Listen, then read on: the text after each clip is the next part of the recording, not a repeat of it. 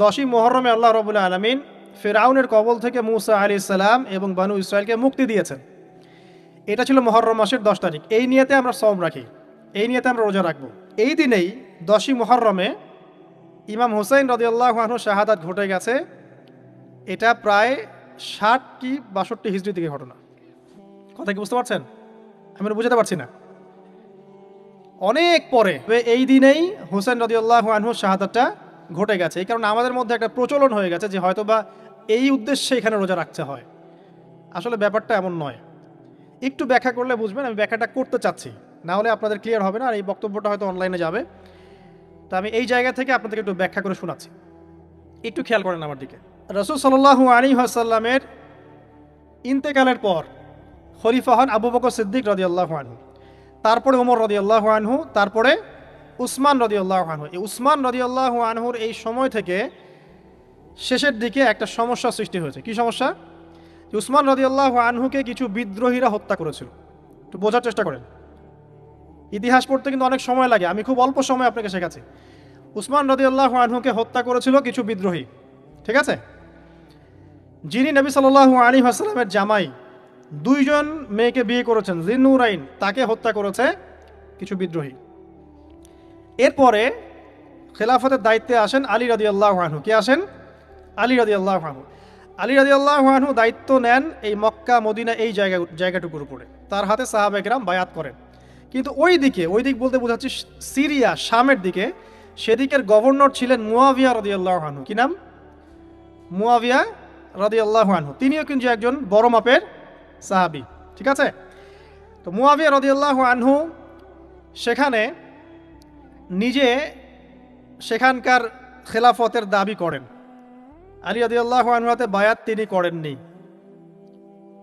আলী রাদিয়াল্লাহু আনহুকে বারবার একটা বিষয় চাপ দেওয়া হচ্ছিল যে ওসমান রাদিয়াল্লাহু আনহু শাহাদাতের আগে বিচার করতে হবে, হত্যাকারীর বিচার করতে হবে। তো এখানে একটা দ্বন্দ্ব, মানে একটা পলিটিক্যাল দ্বন্দ্ব সৃষ্টি হলো। ওইদিকে মুয়াবিয়া রাদিয়াল্লাহু আনহু তিনি খেলাফতের দাবিদার হয়ে উঠলেন, এদিকে সাহাবায়ে কেরাম সহ অনেকেই আলী রাদিয়াল্লাহু আনহুর কাছে বায়াত করলেন। তো এর ফলশ্রুতিতে দেখা যায় আলী রাদিয়াল্লাহু আনহু তার রাজধানীটাকে কুফায় নিয়ে যান, ইরাকের কুফায়। তো ইহুদিদের ইন্ধনের ফলে এক পর্যায়ে দেখা যায় যে আলী রাদিয়াল্লাহু আনহুর এক পক্ষ এবং একদিকে মুয়াবিয়া রাদিয়াল্লাহু আনহুর এক পক্ষ, তারা একটা মানে অনাকাঙ্ক্ষিত যুদ্ধের দিকে চলে যান, ঠিক আছে? এই যুদ্ধটাকে বলা হয় সিফফিনের যুদ্ধ। কিসের যুদ্ধ? সিফফিনের যুদ্ধ। এটা সংঘটিত হয়েছে 37 হিজরিতে। কত হিজরি? 37। এর আগের বছর আবার উটের যুদ্ধ হয়েছে, জাঙ্গে জামাল। তারপরের বছর এই সিফফিনের যুদ্ধ। সিফফিনের যুদ্ধে আলী রাদিয়াল্লাহু আনহু বিজয় লাভ করেই ফেলেছিলেন। এই সময় মুয়াবিয়া রাদিয়াল্লাহু আনহুর দলের মধ্যে আমর ইবনে আস রাদিয়াল্লাহু আনহু তিনি বলছেন যে কোরআন ফয়সালা করবে।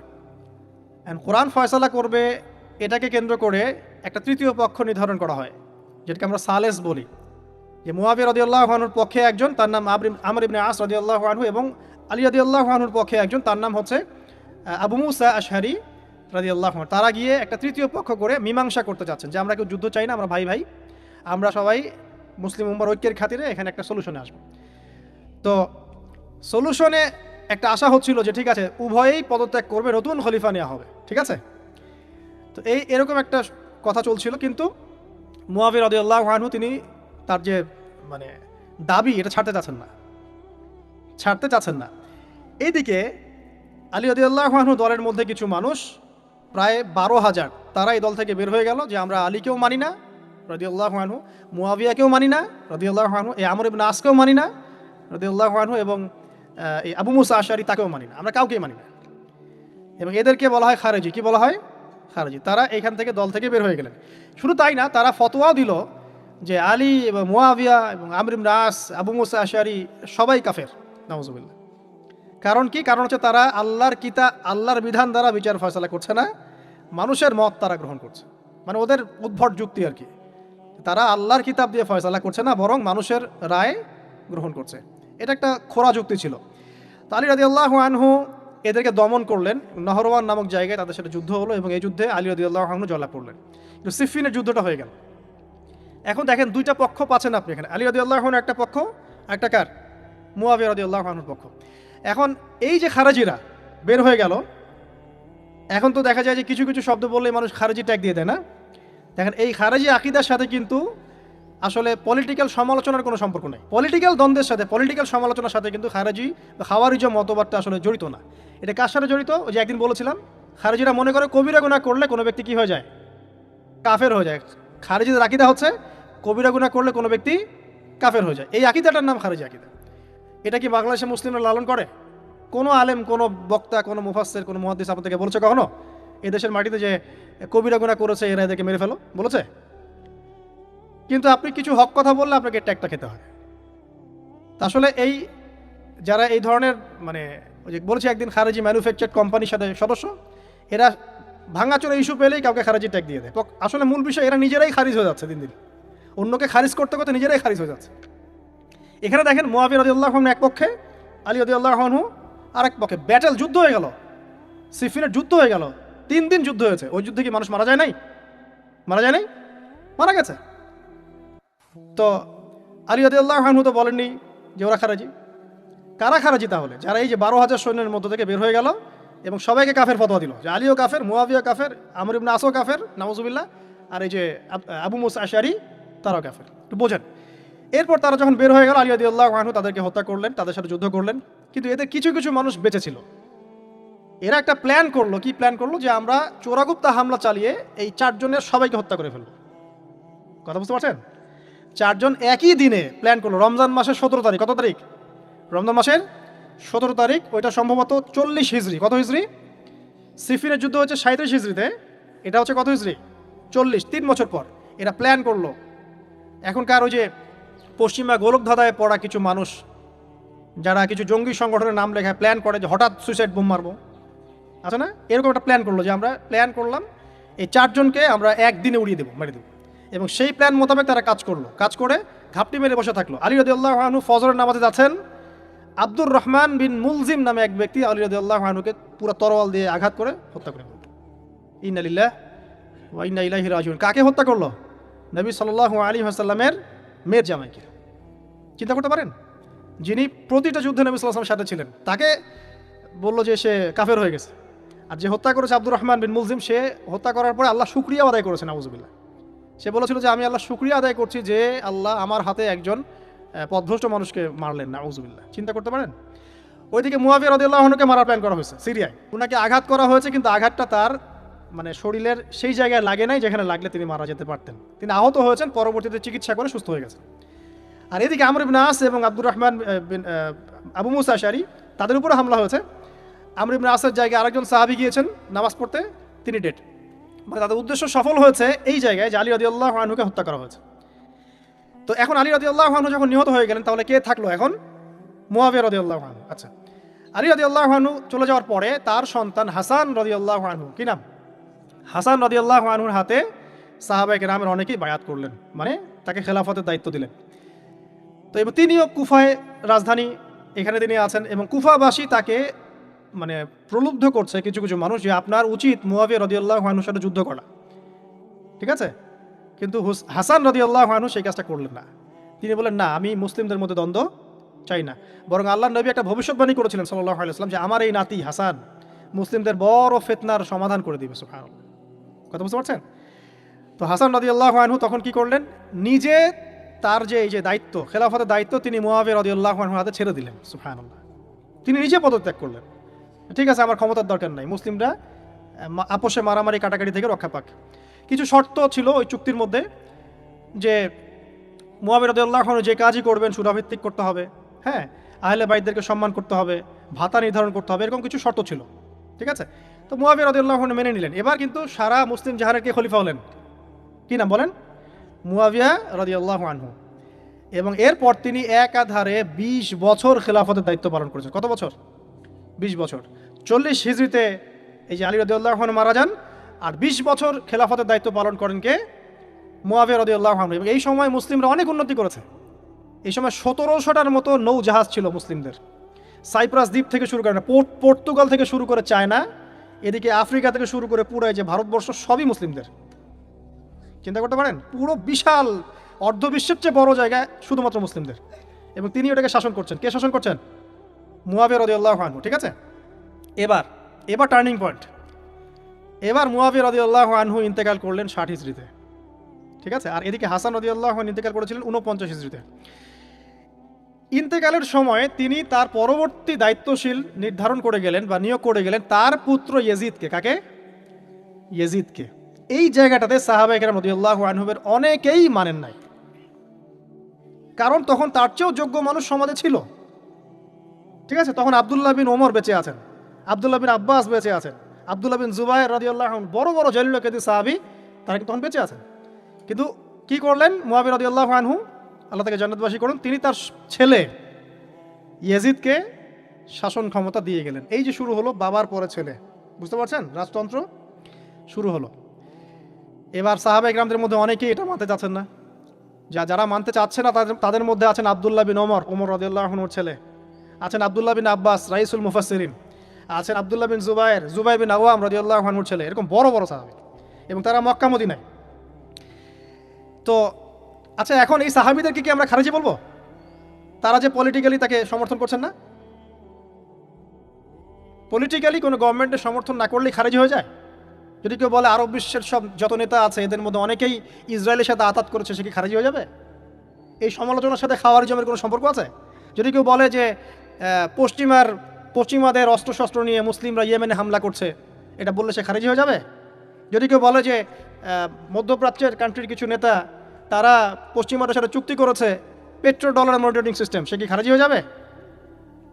যদি কেউ বলে জায়নিস্টদের সাথে আতাত করে অনেক মুসলিম কান্ট্রি চলছে, তাহলে কি মিডল ইস্টের সমালোচনা করার কারণে একজন ব্যক্তি খারিজি হয়ে যাবে? খারিজি ম্যানুফ্যাকচার্ড কোম্পানি বাংলাদেশের, তারা এই সংজ্ঞাই শিখায়, পলিটিক্যাল বিরোধিতা করলে আপনি খারিজি হয়ে যাবেন। অথচ এখানে দেখেন সাহাবায়ে কেরাম রাদিয়াল্লাহু আনহুম মানছেন না ইয়াজিদকে। এবার ইয়াজিদ কি করলো দেখেন। এবার ইয়াজিদ প্রথমত সাহাবীদেরকে কনভিন্স করার চেষ্টা করলেন। তিনি ওখান থেকে তার দূত পাঠালেন, দূত এসে মক্কা মদিনায় বোঝালেন যে আপনারা মেনে নেন, ভালো হবে, ইত্যাদি ইত্যাদি। আব্দুল্লাহ বিন ওমর রাদিয়াল্লাহু আনহু বলেন ঠিক আছে মেনে নিলাম, আব্দুল্লাহ বিন আব্বাস রাদিয়াল্লাহু আনহু বলেন ঠিক আছে মেনে নিলাম। কিন্তু আব্দুল্লাহ বিন জুবায়ের রাদিয়াল্লাহু আনহু মানলেন না। তিনি মানছেন না, আমি কিছুতেই মানি না, তার সেই খেলাফতের যোগ্য নয়, এর চেয়ে অনেক বড় বড় যোগ্য মানুষ আছে, আমি মানছি না। বরং তিনি এখান থেকে সরে আসলেন। এবার ইমাম হুসাইন রাদিয়াল্লাহু আনহু, যার কথায় প্রশ্ন করেছেন, লম্বা উত্তর দিচ্ছি। ইমাম হুসাইন রাদিয়াল্লাহু আনহুর হাতে অনেকে বায়াত করতে চাইল যে আপনি যোগ্য খেলাফতের, ইয়াজিদ যোগ্য না, কে যোগ্য? আপনি যোগ্য। এবং তার হাতে কুফাবাসী বায়াত করতে চাচ্ছে, তাকে ডাকছে আপনি মক্কা থেকে চলে আসেন কুফায়। কুফা কোথায়? ইরাকে। আপনি মক্কা থেকে কুফায় চলে আসেন, আমরা আপনার হাতে বায়াত করব। এবার হুসাইন রাদিয়াল্লাহু আনহু সপরিবারে, তার পরিবার আহলে বাইত সবাই নবীর পরিবারের সদস্য, চিন্তা করেন, নবীর পরিবারের প্রায় 80 জন সদস্য, কতজন? তারা এই যে বের হলেন, যাচ্ছেন কোথায়? কুফায়। এবার ওই ইয়াজিদের নিয়োজিত যে গভর্নর ছিল ইরাকের কুফায়, তার নাম আব্দুল্লাহ বিন জিয়াদ। কি নাম? আব্দুল্লাহ বিন জিয়াদ। আব্দুল্লাহ বিন জিয়াদ সে একটা সেনাবাহিনী পাঠালো। সেনাবাহিনীতে সদস্য ছিল 4000। কতজন? 4000। এই 4000 সেনাবাহিনী নিয়ে আব্দুল্লাহ বিন জিয়াদের যে কমান্ডার, তার নাম সম্ভবত আমের বিন, প্রথমে আমের বা ওমর আছে, উমর বিন সাদ এরকম কিছু একটা, সে আহলে বাইতদেরকে ঘিরে ফেললো। কাকে ঘিরে ফেললো? ইমাম হুসাইন রাদিয়াল্লাহু আনহু, তার ছোট ছোট বাচ্চা কাচ্চা, তার স্ত্রী সন্তান এবং আহলে বাইতের সদস্য যারা। আহলে বাইত মানে বোঝেন তো, নবীর পরিবারের সদস্য। এবার হুসাইন রাদিয়াল্লাহু আনহু যুদ্ধ চাচ্ছেন না, তিনি বলছেন যে আমাকে 3টার যে কোনো একটা পথ বেছে নিতে দাও, আমি তোমাদের সাথে যুদ্ধ করতে চাই না। 1 নাম্বার, আমাকে সরাসরি ইয়াজিদের সাথে সাক্ষাৎ করতে দাও, আমি ওর সাথে কথা বলে সলভ করব, প্রবলেম কি। 2 নাম্বার, আমাকে পথ ছেড়ে দাও, আমি চলে যাই কোনো সীমান্তবর্তী এলাকায়, সেখানে কাফেরদের সাথে যুদ্ধ করব, জিহাদ করব, সেখানে মারা যাবো, শহীদ হব। অথবা আমাকে নিরাপদে আমাকে মদিনায় ফেরত পাঠাও। তার 3টা যুক্তি কি যৌক্তিক ছিল না? তিনি কে? নবী সাল্লাল্লাহু আলাইহি ওয়াসাল্লামের নাতি, যাকে কোলে নিয়ে নবী সাল্লাল্লাহু আলাইহি ওয়াসাল্লাম অনেক সময় খুতবা দিয়েছেন, নামাজ পড়েছেন, চুমু খেয়েছেন, ফাতিমা রাদিয়াল্লাহু আনহার নয়নমণি, চিন্তা করতে পারেন, এবং যিনি জান্নাতের যুবকদের সর্দার হবেন। কিন্তু এই যে আব্দুল্লাহ বিন জিয়াদের যে সেনাবাহিনী, হুসাইন রাদিয়াল্লাহু আনহুর আর্তনাদ শুনল না। 4000 সৈন্য মিলে 80 জনকে কেটে টুকরা টুকরা করে ফেলেছে। একজন শুধু বেঁচে ছিল, তার নাম জয়নুল আবেদিন। কি নাম? জয়নুল আবেদিন। তিনি একজন বেঁচে ছিলেন, বাকি সবাইকে হত্যা করা হয়েছে। 79 জন আহলে বাইতের সদস্যকে হত্যা করা হয়েছে। খারেজি ম্যানুফ্যাকচার কোম্পানি কিন্তু এদেরকে খারেজি বলছে না, যারা হুসাইন রাদিয়াল্লাহু আনহুকে হত্যা করেছে। আপনি মিডল ইস্টের সমালোচনা করলে খারেজি হয়ে যাবে, ওদের শেকড়টা চিনেন এখনো। অথচ ওরাই কিন্তু ব্রিটেনের সাথে হাত মিলিয়ে তুর্কিদের বিরুদ্ধে বিদ্রোহ করে ক্ষমতা দখল করেছে, জানেন? 1916 সালে 1916 এরাই ব্রিটেনের সাথে হাত মিলিয়ে তুর্কিদের অটোম্যানদের বিরুদ্ধে বিদ্রোহ করে, সশস্ত্র বিদ্রোহ করে ক্ষমতা দখল করেছে। ওরা খারাজি হয়ে যায়নি। পড়লে জানবেন সত্য কী জিনিস। এবার আসেন মূল পয়েন্টে আসি। এবার যে হত্যা করেছে ইমাম হুসাইন রাদিয়াল্লাহু আনহুকে, সে বর্ষার আগা পর্যন্ত, বর্ষার মাথায় হুসাইন রাদিয়াল্লাহু আনহুর মস্তক উঠিয়ে ধরে এটাকে নিয়ে ইয়েজিদের কাছে গিয়েছেন। আউযুবিল্লাহ। চিন্তা করতে পারেন? ইয়েজিদ যদিও বা এটার আদেশ কিন্তু করে নাই, সে ওই মস্তক দেখে আটকে উঠেছিল। এটা তুমি কি করছো? আমি তো এটা করতে তোমাকে বলি নাই, কিন্তু ওবায়দুল্লাহ বিন জিয়াদ এই কাজটা করেছে। এখানে আমরা ইয়েজিদকে নিষ্পাপ বলতে পারি না, বিকজ একজন শাসকের আন্ডারে যখন কোনো ক্রাইম হবে এর একটা দায়ভার তো তার উপর পড়বেই। যদি এটা মেনে নেই যে সেখানে টেকনোলজি ছিল না, অনেক দূরের পথ, খবর পাওয়া যায় নাই, সেটা অন্য ইস্যু হতে পারে, কিন্তু পরের ঘটনাগুলো আমাদেরকে অন্যদিকে নিয়ে যাবে। মনে রাখেন, এই ঘটনাটা হৃদয় বিদারক। এটা হচ্ছে এই 10ই মুহররমের একটা হৃদয় বিদারক ঘটনা। এটা ঘটেছে কত সালে? 62 হিজরিতে। কত হিজরিতে? 62 হিজরিতে, 62 বা 61 আর কি। তো দেখেন, নবী সাল্লাল্লাহু আলাইহি ওয়াসাল্লামের ইন্তেকালের 50 বছর পরে এই কারবালার ঘটনা, এই ঘটনাটা কাকতালীয়ভাবে 10ই মুহররমে ঘটে গেছে। আমরা মনে করি যে এটার স্মরণে আমরা আজকের সওম রাখি, আসলে এটা স্মরণে নয়, ওই নাজাতে মুসার স্মরণে রাখতে হবে। ঠিক আছে? তো কারবালা ঘটনা বুঝলেন। এই 61 হিজরিতে কারবালা ঘটনা ঘটে, যেটা স্মরণে অনেকে রোজা রেখে থাকে সমাজে। আসলে এটা স্মরণে নয়, নাজাতে মুসা স্মরণে রাখতে হবে ইনশাআল্লাহ তাআলা। আল্লাহ পাক তৌফিক দান করুন, আমিন। এরপর মদিনাবাসী আর মক্কাবাসী এই যে ইয়াজিদের বিরুদ্ধে খেপে গেল। তারা কিছুতে তার আনুগত্য মানবে না, কিন্তু ইয়াজিদ চাপ প্রয়োগ করতে লাগলো। এক পর্যায়ে সেই যে মুসলিম বিন উকবাকে পাঠালো 10,000 সৈন্য দিয়ে মদিনায়। 3 দিন সে মদিনা অবরোধ করে রাখলো। সবাইকে বলল যে ইয়াজিদের আনুগত্য করতে হবে, অন্যথায় তোমাদের উপর হামলা করা হবে। নবীর শহরে মুসলিম বিন উকবার নেতৃত্বে পিছনে ইয়াজিদ ছিল। ইয়াজিদের শাসনামলে মুসলিম বিন উকবার নেতৃত্বে 63 হিজরিতে 3 দিন মদিনায় ম্যাসাকার চালানো হয়েছে। মদিনার মানুষকে হত্যা করা হয়েছে। মদিনার মানুষ সাহসিকতার সাথে যুদ্ধ করেছে, ডিফেন্ড করেছে, তাদেরকে হত্যা করা হয়েছে। মদিনা লুটপাট করা হয়েছে, ধ্বংসযজ্ঞ চালানো হয়েছে, হাজার হাজার মানুষ মারা গেছে। এখন আমাকে বলেন, এই যে মদিনার যে মানুষগুলো এই মুসলিম বিন উকবার সেনাবাহিনীর বিরুদ্ধে দাঁড়িয়েছিল, এরা কি খারেজি ছিল? ওরা যে শাসকের বিরুদ্ধে যুদ্ধ করলো? উত্তর দেন। এই খারেজি ম্যানুফ্যাকচার কোম্পানিকে বলেন, উত্তর দিতে বলেন। মুসলিম বিন উকবার নেতৃত্বে যে বাহিনী মদিনা আক্রমণ করলো আর মদিনাবাসী যে বীরত্বের সাথে ডিফেন্ড করলো, এখন কি মদিনার সব মানুষ খারেজি হয়ে গিয়েছিল? পলিটিক্যাল দ্বন্দ্বের সাথে খাওয়ারিজমের কোনো সম্পর্ক আছে? মানুষকে কি বুঝায়? শুধু তাই না, এই সময় মক্কায় আব্দুল্লাহ বিন জিয়াদ রাদিয়াল্লাহু আনহু তিনিও তার বলয় গড়ে তুলেছেন, তার হাতে মানুষ বায়াত শুরু করেছে। আর ইয়াজিদকে মানুষ মানছে না, বলছে আব্দুল্লাহ বিন জুবাইর, তার হাতে আমরা খেলাফতের বায়াত করব। বহু মানুষ আব্দুল্লাহ বিন জুবাইর রাদিয়াল্লাহু আনহুর হাতে বায়াত করা শুরু করলেন। এবং ইয়াজিদ এবার মদিনায় ধ্বংসযজ্ঞ চালানোর পর ঠিক ওই বছরেই, সেম বছরেই আরেকজন ব্যক্তি আছেন হুসাইন বিন নুমায়ের, তাকে কিছু সেনাবাহিনী দিয়ে পাঠালেন মক্কা আক্রমণ করতে। হুসাইন বিন নুমায়ের সেনাবাহিনী নিয়ে মক্কা আক্রমণ করলো। মক্কার কাবা ঘরের গিলাফে হামলা করা হয়েছে, মিনজানিক ছোড়া হয়েছে। তো মদিনায় হামলা চালানোর পর একই বছর ওই 63 হিজরিতেই, আর মদিনায় হামলার যে যুদ্ধটার নাম একটা আছে, এটা বলে দিই, যে মদিনায় যে ইয়াজিদের নেতৃত্বে মুসলিম বিন উকবা হামলা চালিয়েছিল, যখন মদিনাবাসী এটাকে ডিফেন্ড করেছে এবং মদিনা মানুষ মারা গেছে, অনেক শহীদ হয়েছেন, এই যুদ্ধের নাম হচ্ছে হাররার যুদ্ধ। কিসের যুদ্ধ? হাররার যুদ্ধ। ওই বছরেই ইয়াজিদের নেতৃত্বে আবারও মক্কায় আক্রমণ করা হয়েছে, যেখানে আব্দুল্লাহ বিন জুবাইর রাদিয়াল্লাহু আনহু তিনি খেলাফতের দায়িত্ব বায়াত গ্রহণ করছেন। সেখানেও মিনজানিক চালানো হয়েছে, হামলা চালানো হয়েছে। মক্কার কাবা ঘরের দেয়ালে পর্যন্ত মিনজানিকের গোলা লেগেছিল। মানুষ জানেই না কাবা ঘরে হামলা হয়েছে। তো আমরা পলিটিক্যালি এই ঘটনাগুলোর সমালোচনা করতে পারি। হুসাইন রাদিয়াল্লাহু আনহুর হত্যাকাণ্ড কোনো সাধারণ ঘটনা ছিল না, হাররার যুদ্ধ কোনো সাধারণ ঘটনা ছিল না, আব্দুল্লাহ বিন জুবাইর রাদিয়াল্লাহু আনহুকে মক্কায় আক্রমণ করা কোনো সাধারণ ঘটনা ছিল না। এরপরে আব্দুল মালিক বিন মারওয়ান যখন ক্ষমতায় আসেন, তার প্রায় 10 বছরের পরেই, তখন হাজ্জাজ বিন ইউসুফের নেতৃত্বে আবারও এই মক্কায় হামলা হয়েছে। এর নাম শুনেছেন? হাজ্জাজ বিন ইউসুফ। এবার এই হামলাতে আব্দুল্লাহ বিন জুবাইর রাদিয়াল্লাহু আনহু এবং তার অনুসারীদেরকে সবাইকে শহীদ করা হয়েছে। হাজ্জাজ বিন ইউসুফের প্রতিরোধ করার সময় আব্দুল্লাহ বিন জুবাইর এবং তার সাহাবাই, তার সঙ্গী সাথী, তার কি খারেজি ছিলেন? আব্দুল্লাহ বিন জুবাইর রাদিয়াল্লাহু আনহুকে হত্যা করে রৌদ্রের মধ্যে তার লাশটা ঝুলিয়ে রাখা হয়েছে।